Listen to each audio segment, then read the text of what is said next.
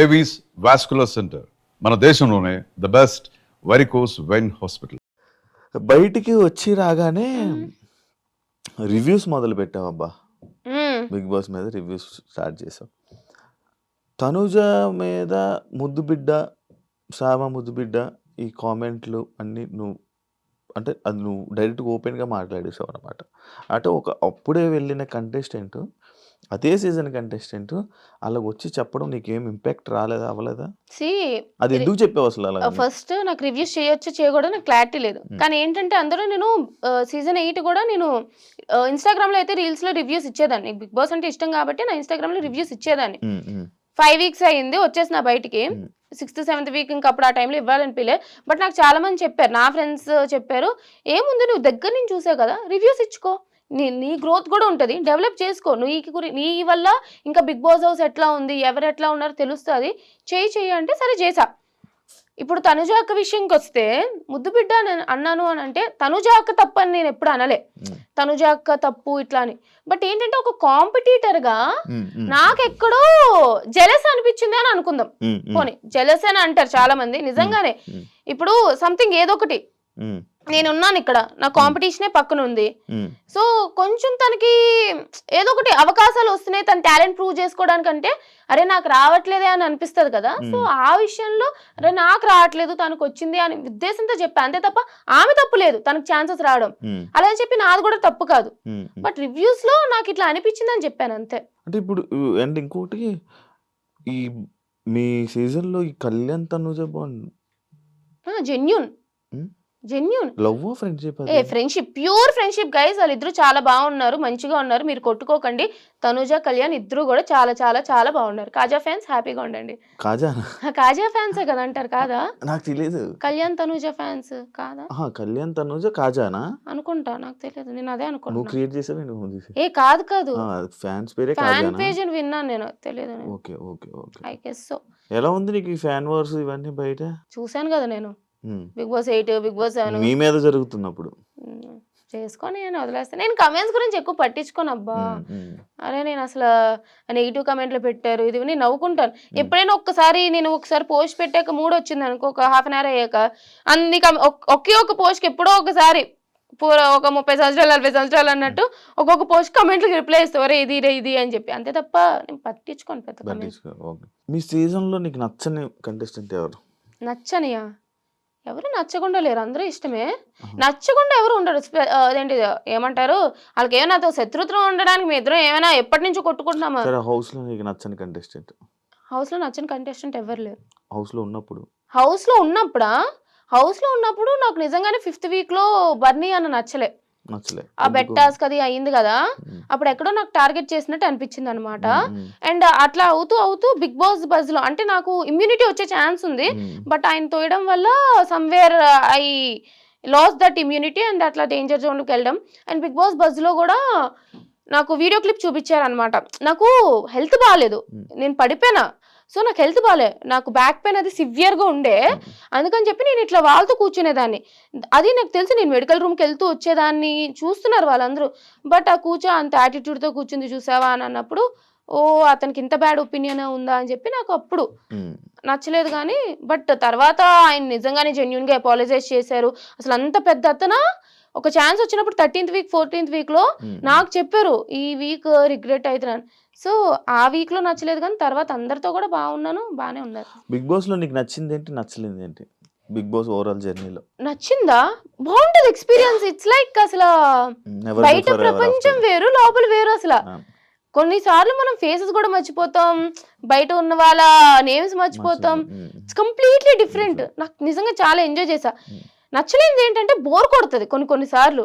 ఇప్పుడు టాస్క్లు చేసేటప్పుడు ఆ బ్లైండ్స్ కి వచ్చేసి పడుకోకూడదు, బయట వాళ్ళ గురించి మాట్లాడకూడదు, పోనీ ఇంట్రెస్టింగ్ ఏదైనా కొంచెం మాట్లాడదామంటే అన్ని కూడా మాట్లాడకూడదు, పోనీ ఏమైనా కొంచెం స్పైసీగా మాట్లాడదామంటే కెమెరాలు ఉంటాయి, ఏం మాట్లాడతాం.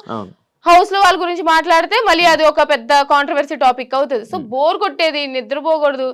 చాలా ఒక 2-3 గంటలు లోపలే కూర్చునే వాళ్ళం కదా, అది నచ్చేది కాదు.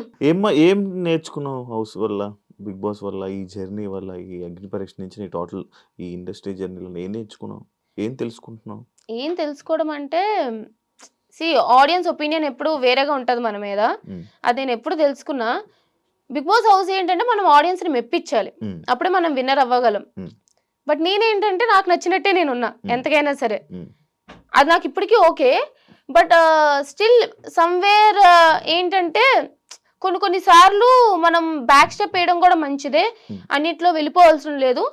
నీ వాయిస్ ఎక్కడ రేస్ చేస్తే అక్కడ మంచిది, ప్రతి దాంట్లో నీకు అక్కలేని వాటిలో వెళ్ళిపోకూడదు అన్న ఇది నేర్చుకున్నా. లైఫ్ లో లెసన్ అది. లైఫ్ లో లెసన్ అంటే నాకు చిన్నప్పటి నుంచి అందరూ చెప్తూనే వచ్చారు, నీకు అవసరం లేదు, ఎందుకు గెలక్కోకు, ఎందుకు నీకు అవసరమా అని చెప్పి. అయినా నా అంతలో నేనే ఉన్నా. బట్ ఏంటంటే వాళ్ళకి అక్కర్లేనప్పుడు నువ్వు అంత ఇంపార్టెన్స్ ఇవ్వక్కర్లేదు, నువ్వు వాళ్ళ గురించి మాట్లాడాల్సిన అవసరం లేదు, ప్రతిదీ నీకే అన్నట్టు. ఇన్స్టెంట్ బాగా డెవలప్ చేసుకోవడానికి ట్రై చేస్తున్నావు కదా, వీడియోస్ పెడుతున్నాను కానీ మళ్ళీ ఆపేసాను. ఎందుకు? ఏమో గ్యాప్ వచ్చింది. గ్యాప్ వచ్చింది నిజంగానే, ఏంటో బిజీగా ఉన్నా, ఏంటో గ్యాప్ వచ్చింది. డెవలప్ కన్ఫ్యూజన్ లో ఉన్నావా? ఏం కన్ఫ్యూజన్ లో ఉన్నావు? ఏం చేయాలో అర్థం కావట్లేదు. First dilemma, like it's like okay బాగుంది, ఇండస్ట్రీ బాగుంది, బట్ ఇండస్ట్రీలో ఫ్యూచర్ ఉంటుందో లేదో మనకు తెలియదు. సాఫ్ట్వేర్ ఫీల్డ్ వెళ్ళాలి, 6 months గ్యాప్ వచ్చింది, రెజ్యూమేలో 6 months గ్యాప్ అని ఉంటుంది. సో ఇప్పుడు కొంచెం మళ్ళీ నేను స్కిల్స్ డెవలప్ చేసుకోవాలి, అదొక దానికి టైం స్పెండ్ చేయాలి. ఇటు అటు ఒక పక్క ఇన్స్టాగ్రామ్ డెవలప్ చేసుకోవాలి, ప్రమోషన్స్ కావాలన్నా, బ్రాండెడ్ కంటెంట్ కావాలన్నా ఇన్స్టాగ్రామ్ డెవలప్ చేసుకోవాలి, దానికి టైం స్పెండ్ చేయాలి. సో ఇట్స్ లైక్ ఏంటి అసలు ఏం చెయ్యాలి అనేది కొంచెం కన్ఫ్యూజన్ లో ఉన్నా. సినిమాలో ఏమైనా ఇంట్రెస్ట్ ఉందా? యాక్టింగ్? సినిమా అంటే నేను ఎప్పుడు సినీ ఇండస్ట్రీ అనుకోలేదు, కానీ మంచి రోల్ వస్తే వెళ్తా. బట్ నేను చేయాలని ఉందా ఇండస్ట్రీ? ఓకే అంటే ఫస్ట్ నాకు ఇది కూడా ఇష్టం లేదు, బట్ ఇప్పుడు నచ్చుతుంది కదా. సో మేబీ తర్వాత ఆపర్చునిటీస్ వచ్చినప్పుడు దాంట్లో చేస్తే కూడా నచ్చుతుందేమో. మీ ఇంట్లో వాళ్ళు భయపడతారు కదా నీకు, అంటే పాపం దీన్ని ఏమైపోద్దో, బ్యాడ్ అయిపోద్దో లేకపోతే? భయపడతారు. నేను ఇప్పుడే కాదు, బిగ్ బాస్కి వెళ్ళక ముందే కాదు, బిగ్ బాస్కి వెళ్ళక ముందు కూడా అన్ని ఇష్యూల మీద మాట్లాడుతూ ఉండేదాన్ని కదా. మా డాడీ ఏమనరు, పిచ్చ చిల్లు మా డాడీ, నా ఇష్టం, నీకు నచ్చిన నువ్వు ఉండు అని అంటారు, ఎవరేమన్నా పట్టించుకో. కానీ మా మమ్మీ భయపడుతూ ఉండే, ఎందుకు స్వీటీ వీటి గురించి మాట్లాడకమ్మా, వాటి గురించి మాట్లాడకమ్మా, వీళ్ళు ఇలా పెట్టారు నీ గురించి, వాళ్ళు అలా పెట్టారు, ఎందుకు అని చెప్పి భయపడుతూ ఉండే. బట్ తెలిసిందే కదా. ఒకసారి నీ పేర్లు చెప్పు, నీవు ఎన్ని పేర్లు అని? చిట్టి, సత్య, కనక, సంతోషి, మణి, అర్జున్, శ్రీజ, స్వీటీ ముద్దు పేరు. Copy paste. మంచిదే.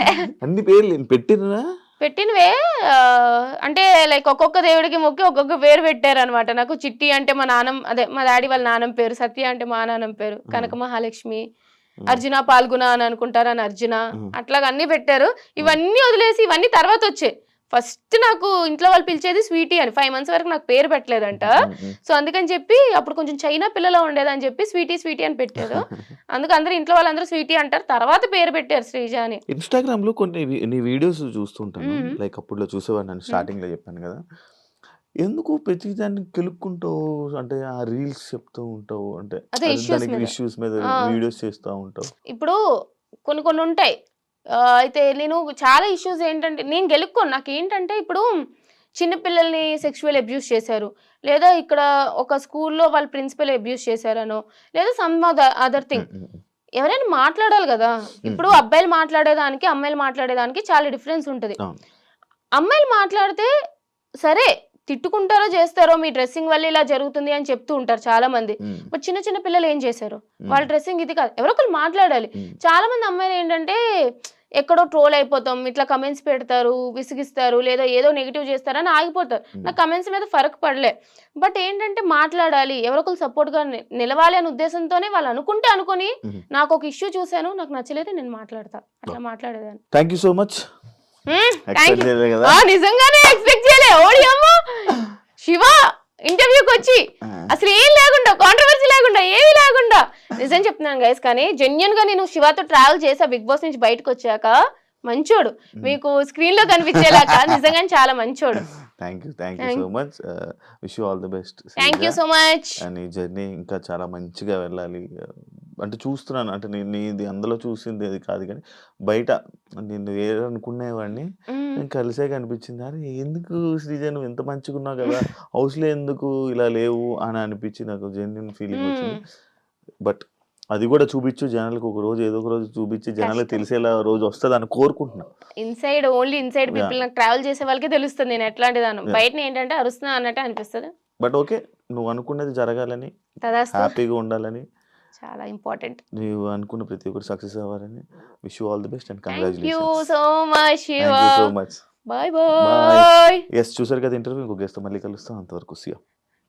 And for more videos, Please subscribe to iDream. Please subscribe to iDream. Please subscribe iDream. And please subscribe to iDream. For more videos, subscribe to iDream. please like, share and subscribe to the channel. Congratulations, iDream. Subscribe to iDream. Subscribe to iDream. So subscribe to iDream Media. iDream కి iDream team అందరికి huge congratulations. Please subscribe iDream Media. Please subscribe to iDream. Subscribe iDream. Please subscribe to iDream. iDream అంటే నా కళల channel subscribe చేసుకున్న నోరు తిరుగుతలేదు, మీరైతే గంట గుర్తు కొట్టండి. For more such videos, please subscribe to iDream. Subscribe to iDream. Please subscribe to iDream. Please subscribe iDream Media. Please do subscribe to iDream. Please subscribe to iDream Media. For best entertainment and information, please subscribe iDream. And don't forget to subscribe to iDream.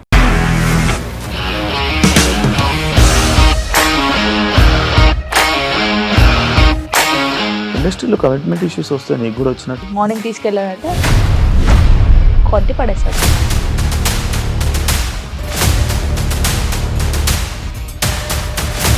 ఒక్కళ్ళు కూడా చూడలేదు ఈ cinema అని చెప్పడానికి కూడా చాలా ధైర్యం కావాలి. అది నిజం కదా, దాంట్లో ధైర్యం ఏంటి? ఇది నెక్స్ట్ డే ప్లేట్ మార్చేస్తే తప్పు కదా. As of now, we are comfortable this అని నేను అనుకుంటున్నాను. రష్మిక గారిది మీది ఒకే ఊరంట కదా? నీకు కోపం వచ్చిందంటే బాగా తిట్టేత్తరా? తిట్టేద్దామండి. నిజంగా గేమ్ ని ఎలా చేంజ్ చేయగలిగారు? ఏపీఎస్ఎఫ్సి వాళ్ళకి 6 నెలల్లో నేను 6 లక్షలు కట్టా. బిజినెస్ చేయాలనుకుంటే it is as difficult as riding a tiger.